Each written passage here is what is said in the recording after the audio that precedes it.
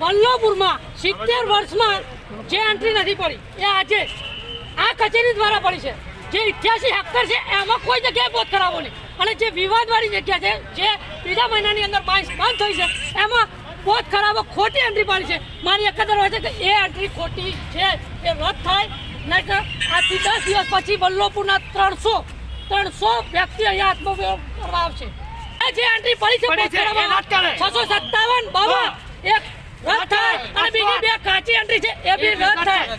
અથવા એ રદ ના ગયો તો વલ્લભપુરમાં જે 88 હેક્ટર જમીન છે એમાં પોત ખરાબો પાડે, જે 657 બાબો પાડ્યો છે એ પોત ખરાબો 88 હેક્ટર વલ્લભપુરમાં જમીન છે એમાં કેમ ના પાડ્યો, અને જે વિવાદવાળી જમીન છે જે માઇન્સ ચાલતી હતી એમાં કેમ પાડ્યો. અમારી એ જ માંગણી છે કે પોત ખરાબો રદ કરે અને ગૌચર જમીન બનાવે, અથવા દરેક જગ્યાએ 88 હેક્ટર જમીન છે એ દરેક પોત ખરાબો બનાવો.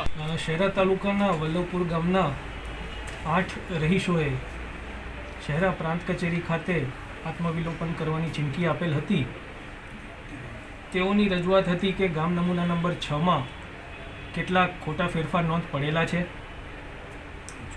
આ 8 રહીશોને પ્રાંત કચેરી શહેરા ખાતે બોલાવીને તેમને શાંતિપૂર્વક જો આ નોંધો ખોટી પડેલ હોય તો તે સામે તેમની પાસે કયા કયા કાયદાકીય રસ્તાઓ ઉપલબ્ધ છે તે બાબતે તેમને સમજૂત કરવામાં આવેલ હતા.